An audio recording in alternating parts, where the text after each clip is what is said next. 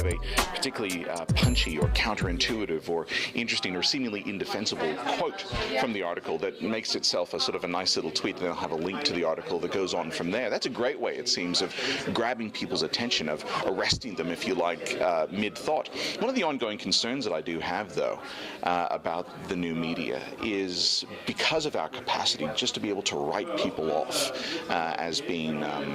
associated with organizations we don't like, or as holding viewpoints that we just instinctively believe we couldn't agree with.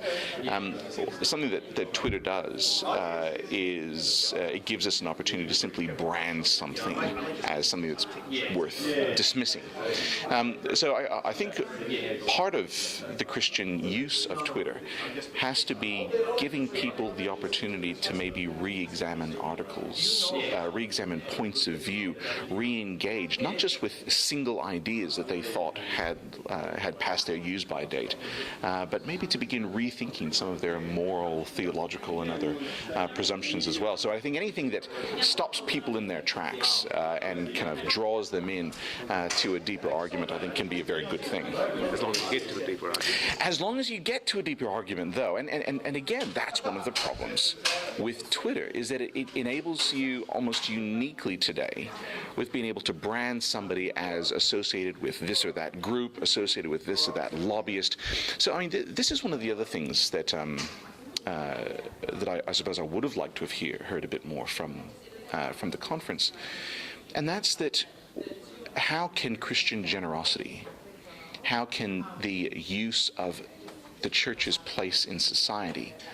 how can that translate into the online media, but not in a kind of self-serving way, using the church's brand, if you like, but much of what, say, Rowan Williams says, where the whole role of the church's place in society is to give a voice to those who have no voice, and that might even be people from other faiths. So I think if the church's use of social media is simply all about, look at us, read something that we've done, this is something that justifies our position, it seems to me that the church is kind of shooting itself in the foot. It's not exemplifying fundamental virtues.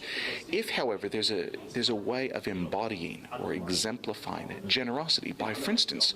retweeting something that we might deeply disagree with but is really worth sinking your teeth into and thinking about,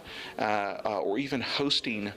online fora to give people who have no voice precisely a voice. I think that could go a long way, far beyond our words and the actual message. It can actually say something about the virtues, the demeanor of the church itself in being able to empty ourselves into this public space, to refuse to simply justify ourselves, but instead to stand up for the rights of those within the public square generally.